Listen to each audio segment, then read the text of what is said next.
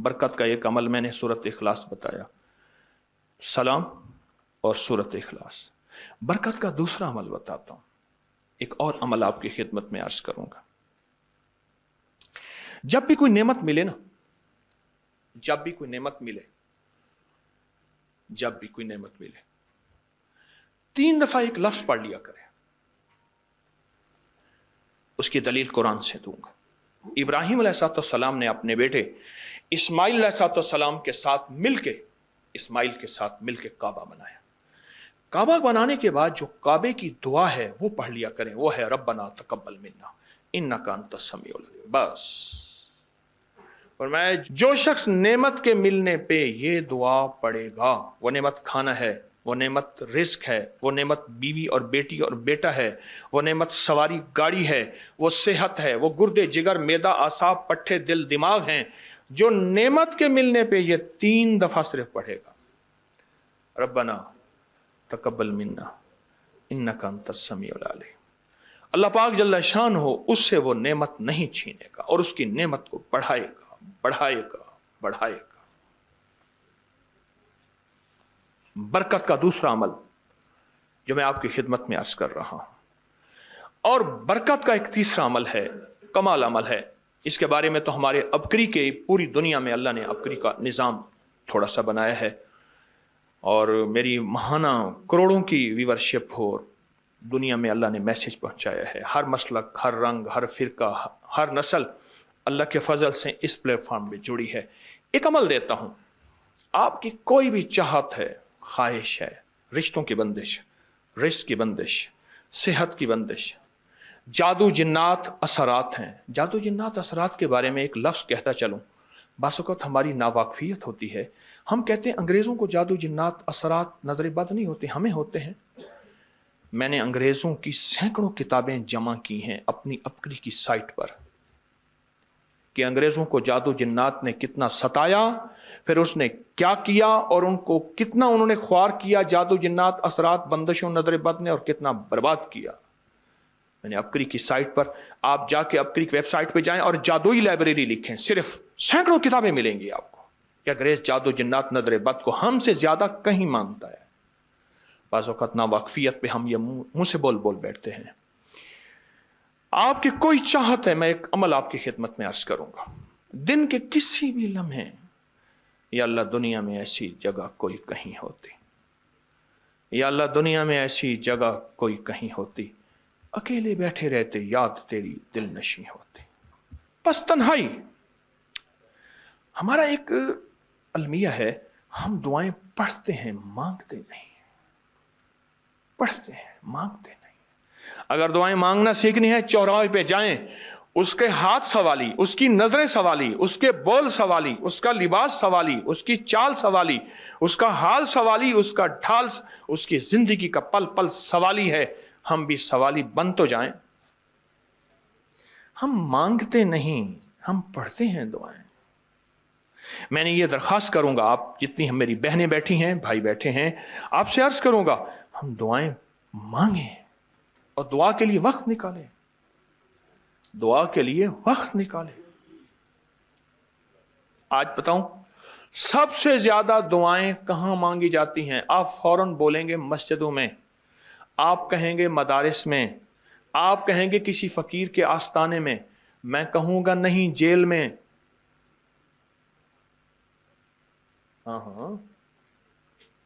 तहज्जुदें, तस्बीहात, मेरा कई दफा जेल में जाना हुआ, वहां मेरे लेक्चर हुए। तहज्जुदें, तस्बीहात, जिक्र, तिलावत, अमाल, रोना, सिसकियां, गिड़गिड़ाना, सबसे ज्यादा जेल में, फिर कचहरियों में और फिर अस्पतालों में। यह सच है। कोई भी ऐसी आपके दिल में चाहत हो, अल्लाह पाक से मनवाना चाहते हैं, देखें, सारा जहान चाह ले, अल्लाह ना चाहे कभी नहीं होगा। सारा जहान चाह ले, सारा जहान, अगर अल्लाह से मनवाना चाहते हैं ना, 2 नफिल हाजत के पढ़े, जिसकी पहली रकत में आयतल कुर्सी 11 बार, दूसरी रकत में कुल हुवल्लाह 11 बार। कोई मुश्किल नहीं। मैं फिर अर्ज करूंगा, 2 नफिल हाजत के पढ़ें, जिसकी पहली रकत में आयतल कुर्सी 11 बार اور دوسری رکعت میں سورۃ اخلاص قل هو اللہ 11 بار، اور اس کے بعد سلام کے بعد 3 بار سورۃ یاسین پڑھ لیں بس، اور پھر اللہ سے گڑ گڑا کے مانگیں۔ ابکری کے ہیں، آپ ابکری کے صفحات اٹھا کے دیکھیں، نیٹ کی دنیا میں لوگوں نے اس کا نام کریڈٹ کارڈ رکھا ہوا ہے، کسی نے فوری مدد رکھا ہوا ہے، کسی نے غیبی مدد رکھا ہوا ہے، کسی نے ایمرجنسی پکار رکھا ہوا ہے، کسی نے اس عمل کا جو میں نے آپ کی خدمت میں عرض کیا ہے۔ حضرت سورہ یاسین 3 بار سلام کے بعد، اول آخر 3 دفعہ درود شریف۔ کمال عمل ہے، کمال عمل ہے۔ اور عرشوں سے اگر برکت کے خزانے، رحمت کے خزانے، عطاؤں کے خزانے، کوئی رشتہ ہے، کوئی بندش ہے، کوئی قرضے ہیں، کوئی بیماری ہے، کوئی دل کی مراد ہے، کوئی من کی مراد ہے، اس لیے فرمایا کبھی بھی جنت نہ مانگو، جنت الفردوس مانگو، اور اللہ جل شانہ سے کبھی تھوڑی دنیا نہ مانگو۔ پھر دنیا حسنتم سپرلیٹو ہے، اور فی الآخرت حسنتم، مولا دنیا عطا فرما، پھر وہ جتنی عطا کر دے اس کی شہنشاہ کی تقسیم ہے، پر مانگ تو لاجواب مانگ۔ میرے والد صاحب رحمۃ اللہ علیہ کے ایک ملازم نے چوری کر لی باغ کی، مجھے یاد ہے چھوٹا سا تھا، کہنے لگے چھوٹی سی مرغی کی چوری کی ہے، لے دی چوری، لے لا بکری کا بچہ۔ وہ چور تو ویسے ہی کہلوانا تھا، کوئی بڑی چوری کرتا۔ مجھے الفاظ یاد ہیں۔ میری آپ سے درخواست یہ ہے، میرا اللہ کہتا ہے مجھ سے مانگ اور میری شان کے مطابق مانگ، پھر دنیا حسنتم اور فی الآخرت حسنتم۔ یہ جو عمل میں نے آپ کی خدمت میں بتایا ہے، 2 نفل حاجت کے کسی بھی لمحے یکسو ہو کے، اللہ کو یکسوئی چاہیے، اللہ کو یکسوئی چاہیے۔ اللہ بھی کہتا ہے ادھر ادھر نہ دیکھ، اور اگر آپ کسی تقریب میں جائیں، کسی شادی میں، کہیں تقریب میں، بیگم ساتھ ہو، ادھر ادھر نہ دیکھیے گا۔ آپ اس کو کیوں دیکھ رہے تھے بولیں؟ خیال کیجئے گا، پھڑے جاؤ گے۔ تقریب میں جا کے بھی اللہ پاک، بیگم بھی کہتی ہے، بیگم شرک کو پسند نہیں کرتی، بیوی واحد ہے جو بہت توحید پسند ہوتی ہے، وہ اپنے غیر کو پسند نہیں کرتی۔ میاں صاحب، بیوی کے اندر واحد ہے جو شرک سے پاک ہوتی ہے بیوی، ٹھیک ہے؟ وہ کبھی بھی کسی غیر کو پسند نہیں کرتی، اللہ بھی کسی غیر کو پسند نہیں کرتا۔ توجہ سے مانگے اور چند دن کر کے دیکھیں تو سے، چند دن، چند ہفتے اس کو اگر معمول بنا لیں۔ ایک اور چیز عرض کروں گا، جس کے پاس مال ہوتا ہے وہ اکثر کم مانگتا ہے، اور اس کی اولاد کے المیے میرے پاس واقعات کے اعتبار سے زیادہ ہے۔ میں یہ بات پھر دہراؤں گا، جس کے پاس مال وسائل زیادہ ہوتے ہیں وہ اکثر کم مانگتا ہے۔ غریب تو کہتے ہیں اللہ بچہ بڑا ہو رہا ہے، اللہ بچی بڑی ہو رہی ہے، اللہ میں کہاں سے لاؤں گا؟ اسے مانگنا نہیں آتا غریب کو۔ غریب کے پاس اسم اعظم نہیں ہوتا، غریب کے پاس پنج سورہ نہیں ہوتا، غریب کے پاس مسنون دعائیں یاد بھی نہیں ہوتی، بہت کم ہوں گے، یقیناً یاد بھی ہوتی ہیں، لیکن ان کی دل کی آواز، وہ ہندی ہے یا سندھی، پنجابی ہے یا کوئی بھی ہے، وہ دل کی آواز سے اللہ کے دروازے کو کھٹکھٹاتے ہیں۔ اور جو مالدار ہوتا ہے اس کی نظر میں ہوتا ہے کہ یہ اس کا ہے، یہ اس کا ہے، یہ اس کا ہے، یہی نقصان ہوتا ہے۔ اپنی نسلوں کے لیے اس دعا کے ذریعے، اس نفل کے ذریعے 3 چیزیں ضرور مانگیے گا، ایک بخت، ایک مقدر اور ایک نصیب۔ فقر ایسا، غربت ایسی آئے کہ میرے ذہن میں ہر وقت لوگوں کی جیبوں پہ نظر ہو، ہر وقت لوگوں کی جیبوں پہ نظر ہو۔ یہ 2 وقت میں ہوتا ہے، ذہن نشین رکھیے گا۔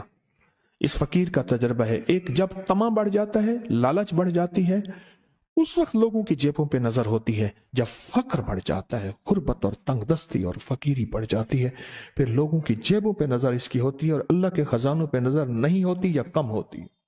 اور حدیث میں آیا کہ کوئی مصیبت زدہ اس کو نہیں پڑتا جس کی مصیبت دور نہیں ہوتی۔ عرش کے نور میں اتنا ڈوبا ہوا تھا، خود چھپا ہوا تھا۔ لا علاج بیماریاں ہوں، دکھ ہوں، غم ہوں، قرضے ہوں، مصیبتیں ہوں، ناکامیاں ہوں اور پریشانیاں ہوں، اور ایسے حالات کہ جو انسان کہے کہ بس سب تو موت ہی ہے، اس کے علاوہ کوئی راستہ نہیں۔ کوئی ایسی پریشانی ہو، اللہ کا نظام ہے کہ اس پہ وہ ملتا ہے جو انسان گمان نہیں کر سکتا، سوچ نہیں سکتا۔ یہ فیصل آباد کے ساتھ ماموں کانجن میں ایک درویش ہوتے تھے صوفی عبداللہ صاحب رحمۃ اللہ علیہ، بڑے اللہ والے تھے، درویش تھے، اللہ سے مانگتے تھے، اللہ دے دیتا تھا۔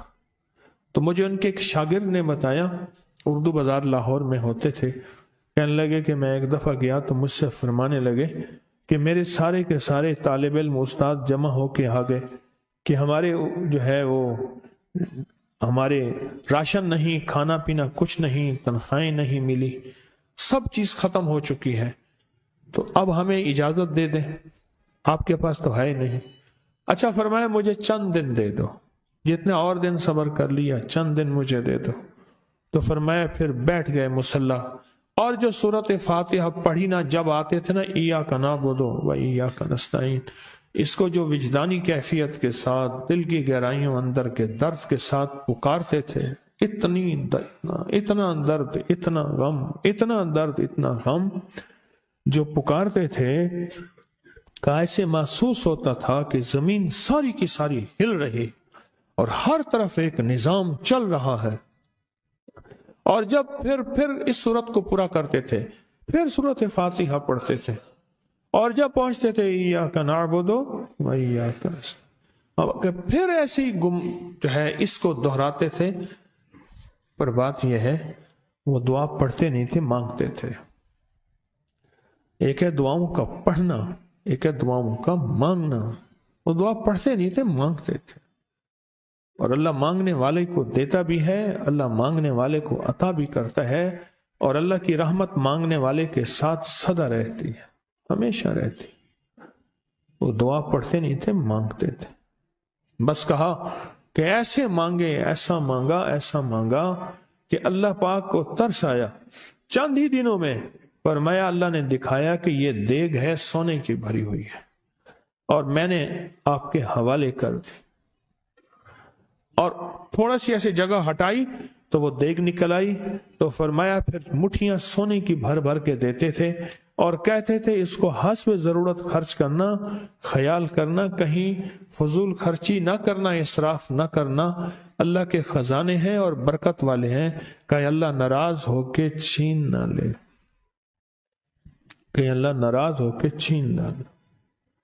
کہ میں چاہتا ہوں میری 7 نسلوں میں رزق ختم نہ ہو، جو مہنگائی اور حالات اور پریشانیاں میں دیکھ رہا ہوں۔ کوئی ہے عمل؟ میں کہا بالکل ہے۔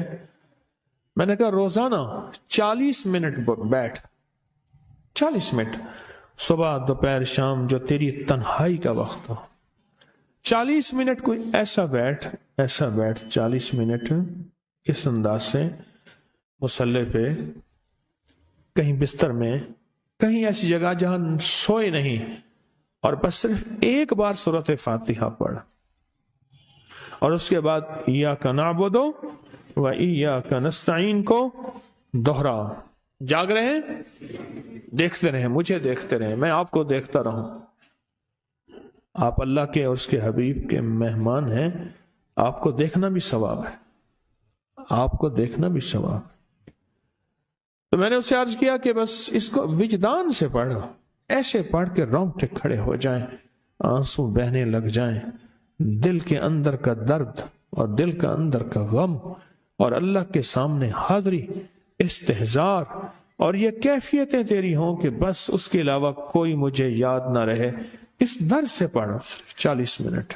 40 کی عدد کے ساتھ کائنات کے رازوں کا بڑا تعلق ہے۔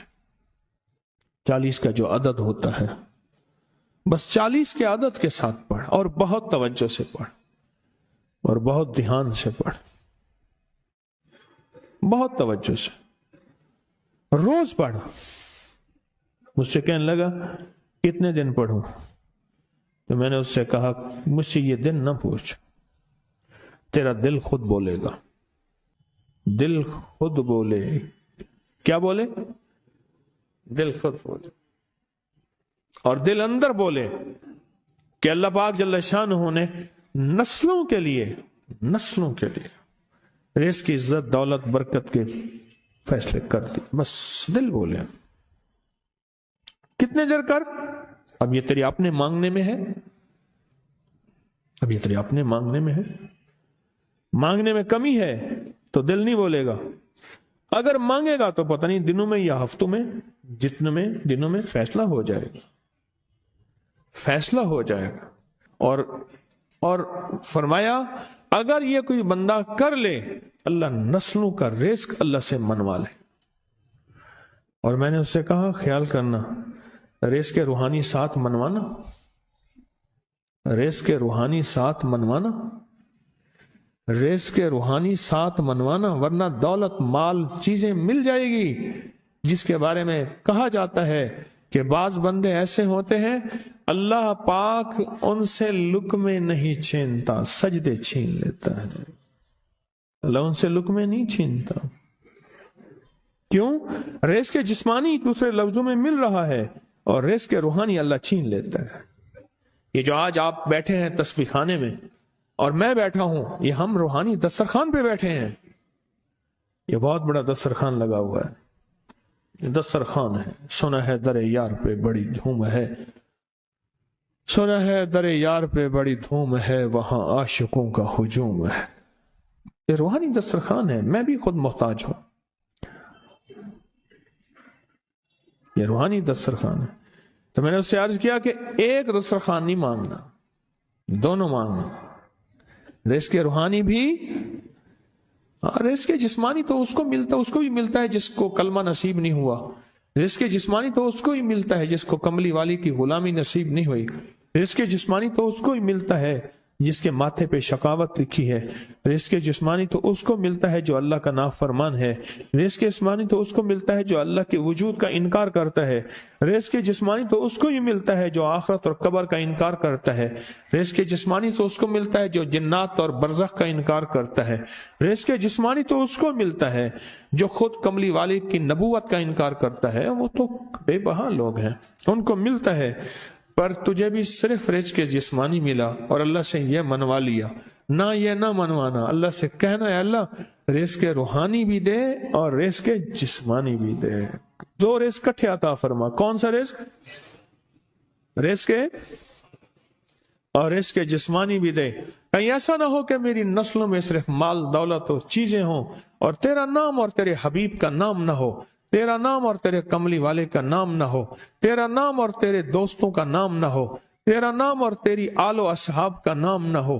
کہیں ایسا نہ ہو میں محروم ہو جاؤں، مجھے آل اور محمد اور آل محمد اور اصحاب محمد کی نسبتیں یہ بھی ساتھ عطا کیے رکھ۔ میں نے اس سے کہا کہ دو چیزیں مانگنا۔ اچھا، قدرت کا نظام ہے تو دیوانے بھی ہوتے ہیں، یقین والے ہوتے ہیں، آپ جیسے آپ مخلص بیٹھے ہیں، اور پوری دنیا میں ہمارے ساتھ اس وقت مخلص بیٹھے ہیں جو ہماری آج کی محفل میں شریک ہیں، ہوتے ہیں دیوانے۔ اس نے یقین سے پڑھنا شروع کر دیا، مجھ سے کہنے لگا ایک وقت ایک جگہ ہو بہت بہتر۔ میں نے اس سے کہا، میں نے کہا پھر بھی اگر ایک وقت ایک جگہ میسر نہ بھی ہو تو اگر عمل کسی وقت چوک جائے، عمل کی جگہ چوک جائے، عمل کا وقت چوک جائے، مجبوری میں نہ ہو تو بہتر ہے، پر توجہ نہ چوکے، دھیان نہ جائے، استحضار نہ جائے، یقین نہ جائے، اور سچا یقین ہو، سچا یقین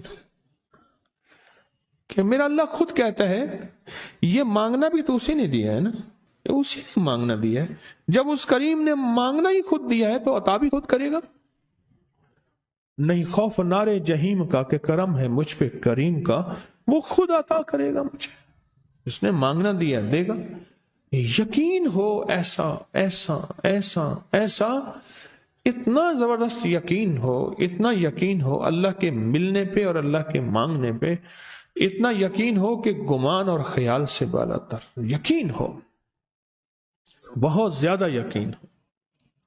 یاد رکھیے گا میری بات، میری طرف دیکھتے رہیں، یاد رکھیے گا جس کو ملا ہے یقین کی طاقت میں ملا ہے، اور جس سے چھنا ہے بے یقینی نے اس سے سب کچھ چھین لیا، بے یقینی نے اس سے سب کچھ چھین لیا۔ جس کو ملا ہے یقین کی طاقت سے ملا ہے، یقین ہو کہ میں کر رہا ہوں اور اللہ مجھے دے دے گا۔ کہا کہ کیسا یقین ہو؟ کہا جیسے بکری کے تھن دودھ سے بھرے ہوئے اور میں کہوں کہ میرے ہاتھ سے دباؤں گا اور دودھ نکلے گا، اس سے زیادہ یقین۔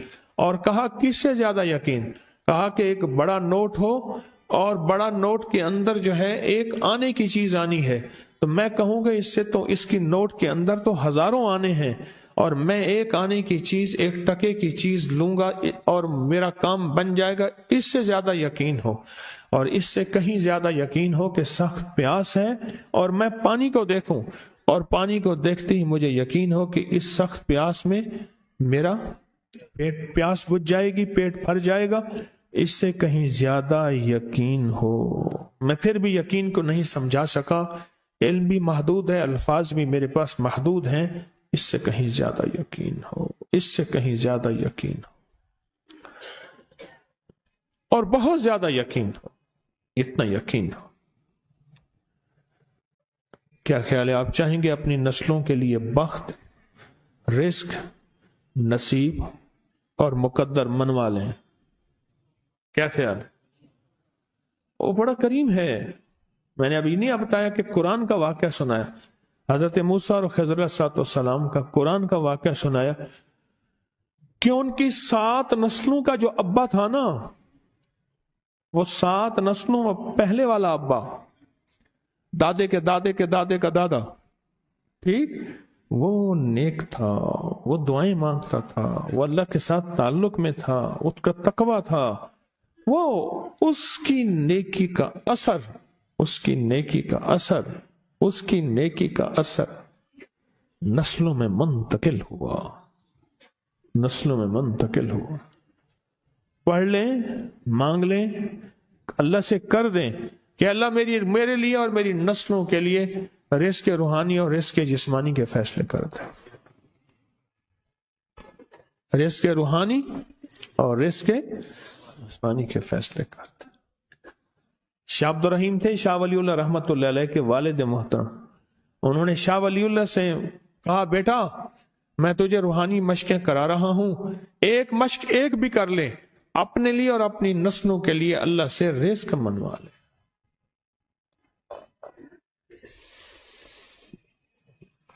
اللہ سے رزق منوا لے، اللہ سے رزق منوا لے۔ تو پوچھا کہ حضرت میں رزق کیسے منواؤں؟ اور میں کہ کچھ وقت ایسا نکالا کر، ایسا وقت نکالا کر 2 گھڑی اور 3 گھڑی کا، ایک ساتھ 2 گھڑی اور 3 گھڑی، ایک ساتھ تقریباً 21 منٹ کی ہوتی ہے، تقریباً 21 منٹ کی، 2 ساتیں مل جائیں تو 40 منٹ بنتے ہیں، تو ایک ساتھ 2 ساتھ 3 ساتھ کی گھڑی میں کہ بیٹھ کے نا سورت فاتحہ اور اس میں ایاک نعبد و ایاک نستعین کا تکرار اور استحضار کیا کر، اور ایسا کیا کر تیری آنسوں بہیں، تیرا دل روئے، تیری آنکھیں روئیں، تیرا تیرے رونگٹے کھڑے ہوں اور رواں رواں، اور اس کے اندر سے تیرا پل پل، تیرا من، تیرا جذبہ، تیری سوچیں بولیں، کیا بولیں؟ ایاک نعبد و ایاک نستعین۔ تو ایک میلہ تھا اللہ کے نیک بندوں کا، تو اس میں 70 اولیاء جمع ہوئے، 70 اولیاء جمع ہوئے۔ ہر اللہ کے ولی نے کہا کہ آپ کوئی ایسا وظیفہ بتائیں، ایسی تسبیح بتائیں، ایسا ذکر بتائیں جو اللہ کے عرش کو ہلائے اور جو اللہ کی ذات کو متوجہ کر دے، جو اللہ کے تعلق کو نصیب کر دے، کوئی ایسا ذکر، کوئی ایسی تسبیح بتائیں۔ فرمایا سب نے بتایا کہ سورت فاتحہ ہے، اور اب سب سے پوچھا سورت فاتحہ میں کوئی ایسا جز بتائیں جو سورت فاتحہ کا دل ہو۔ سورت یاسین قرآن کا دل، لیکن سورت یاسین کا دل سلام قولا من رب الرحیم۔ ہر سورت کے اندر اللہ پاک نے کچھ نعمتیں، کچھ نکتے رکھے ہیں، تو فرمایا سورت فاتحہ کا دل۔ تو میلے میں جتنے بھی اولیاء 70 بیٹھے تھے، سب نے کہا کہ اگر سورت فاتحہ کا دل پانا ہے تو وہ صرف کیا ہے؟ ایاک نعبد و ایاک نستعین۔ اس کا مفہوم عام سادہ سے یہ ہے کہ مولا غلامی تیری، در کسی اور کا۔ جب غلام تیرے ہیں، منگتے تیرے ہیں، بھکاری تیرے ہیں، محتاج تیرے ہیں، پھر در بھی تیرا ہے، پھر در بھی تیرا ہے اور کسی کا در مولا نہیں ہے، پھر در بھی تیرا ہے، تیرے در کے ہم محتاج، تیرے بر کے ہم غلام ہیں۔ تو میں نے اس سے کہا کہ یہ وظیفہ کر، سارا دن پڑھی یا کنا بدو، اور کام بھی کرتا رہے، وضو بے وضو چلتا بھی رہے، یہ پڑھتا بھی رہے، پڑھتا بھی رہے، پڑھتا بھی رہے، چند دن چند ہفتے یہ عمل کر، اور رات سوتے ہوئے سورۃ فاتحہ پوری کر 40ویں، اور پھر درود پاک پڑھتے پڑھتے سو جا۔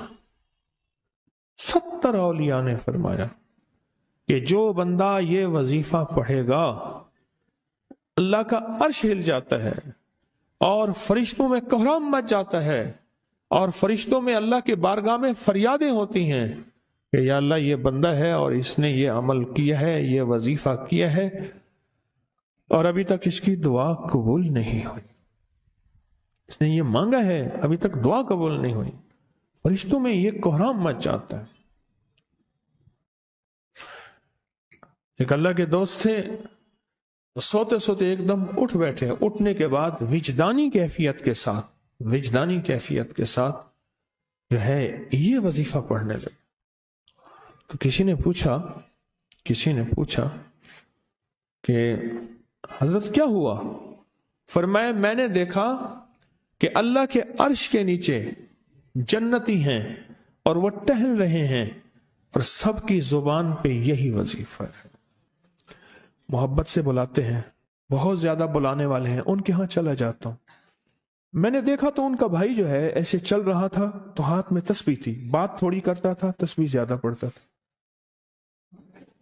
اس کا دبئی میں بہت بڑا کاروبار، جسے کہنا چاہیے بہت بڑا کاروبار دبئی میں۔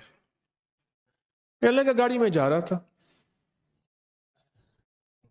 کچھ لوگ آئے، گاڑی کا دروازہ کھولا، بیٹھے، مجھے لے گئے، پھر میرے گھر والوں کو مہینوں پتہ نہ چلا، اور اس کے بعد بڑی اذیتوں کے بعد میں چھوٹا۔ اب وہاں بیٹھ کے پھر اللہ ہی تھا تنہائی میں، اور تو کوئی تھا ہی نہیں۔ کہا کہ وہ اللہ سے ذکر کرنے اور باتیں کرنے کی ایسی کوئی مجھے عادت سی پڑ گئی ہے، اب لوگ مجھے کہتے ہیں کہ آپ جیل کی اذیتوں کی وجہ سے خاموش ہو گئے ہیں، میں لوگوں کو لاکھ کہتا ہوں، نہیں وہ مانتے نہیں۔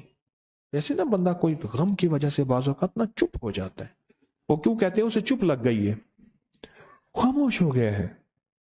کہا کہ میں لوگوں کو کہتا ہوں نہیں، میں جیل کی وجہ سے خاموش نہیں ہوں، اس قید نے، اس جیل نے میرے اوپر جو آزمائش بھیجی ہے، اس قید نے اور جیل نے میرے اوپر جو آزمائش بھیجی ہے، اور میں پھر وہاں ذکر کا عادی بنا، دعاؤں کا عادی بنا، تسبیح کا عادی بنا، اعمال کا عادی بنا، اور وہ عادت سی پڑ گئی ہے، اور وہ عادت سی ایسی پڑی ہے کہ بس سارا دن اب اسی میں لگا رہتا ہوں، سارا دن اب اسی ذکر میں اور اسی یاد میں لگا رہتا ہوں۔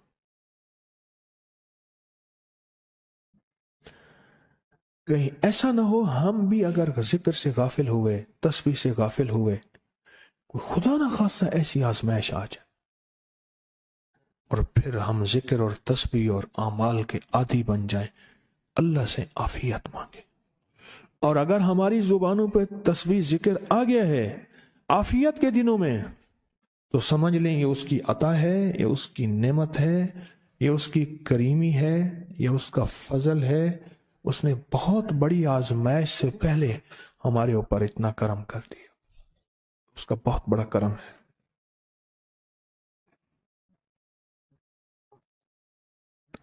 اس لیے اللہ جل شانہ کے حبیب کملی والے نے آزمائشوں سے پناہ مانگی ہے، اللہم انی اعوذ بک من جہد البلا، آزمائش، کوئی بلا آ جائے، ودرک شقا، شقاوت میں میرا نام آئے، بدبختی میں، یہ بھی آزمائش ہے، وسوء القضاء، میرے لیے ایسے فیصلے ہونا شروع ہو جائیں جو مجھے برباد کر دیں، ایک کے بعد دوسرا میرے حق میں فیصلہ، میرے خلاف فیصلے سارے، وشماتت الاعداء، اور ایسا وقت میرے آزمائش نہ آئے کہ دشمن تالیاں بجائے، دشمن ہنسے، اور میرا مذاق اڑائے. اس لیے میرے آقا نے، میرے حضور نے آزمائشوں سے پناہ مانگی ہے، عافیت مانگی ہے. اللہم انی اعوذ بک من زوال نعمتک. اللہ نعمت دی پھر اس کا زوال آ گیا. وتحول عافیت، عافیت دی تو تم نے چھین لی. اللہم انی اعوذ بک من زوال نعمتک وتحول عافیتک وفجاءت نقمتک وجمیع سخطک. اے اللہ کو میرے اوپر ایسے حملے ہوں اور سختیاں میرے اوپر شروع ہوں، مولا میں اس سے پناہ مانگتا ہوں. میں مانگتا کیا ہوں؟ ربنا آتنا فی الدنیا حسنۃ، اس سے دنیا کا بہترین پیکج مانگتا ہوں.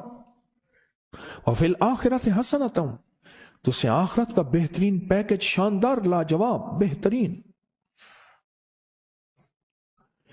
ہاں، آزمائشیں، مصیبتیں، تکلیفیں، حوادث، حادثات، ناکامیاں، بیماریاں، پریشانیاں میں نہیں مانگتا مولا. اللہم انی اعوذ بک من الہم والحزن. ہم کہتے ہیں ٹینشن کو، انزائٹی کو، اسٹریس کو، ڈپریشن کو. اندر غم ہے، باہر پتہ ہی نہیں، اس کو ہم کہتے ہیں. اور حزن کہتے ہیں جس پہ ہائے ہائے ہو. اے اللہ میں تجھ سے اندر کا دکھ جو مجھے دیمک کی طرح کھائے، اور باہر کا دکھ جو مجھے تڑپائے. اندر کا دکھ کھائے اور باہر کا دکھ تڑپائے. اے اللہ میں اس سے پناہ مانگتا ہوں. ہم والحزن، عجز والکسل، ایسا کہ میں عاجز ہو جاؤں یا میرے پر سستی غالب ہو جائے. کتنے لوگ ایسے ہیں ان کے اوپر سستی غالب ہے. بہت بڑی مصیبت ہے زندگی کی. میرے آقا کملی والے نے اس سے پناہ مانگی. اللہ کے حبیب میرے آقا نے آزمائشوں سے پناہ مانگی. اللہم انی اعوذ بک من الفقر والکفر.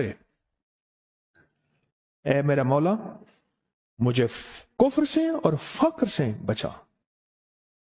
فقر ایسا، غربت ایسی آئے کہ میرے ذہن میں ہر وقت لوگوں کی جیبوں پہ نظر ہو. ہر وقت لوگوں کی جیبوں پہ نظر ہو. یہ دو وقت میں ہوتا ہے، ذہن نشین رکھیے گا.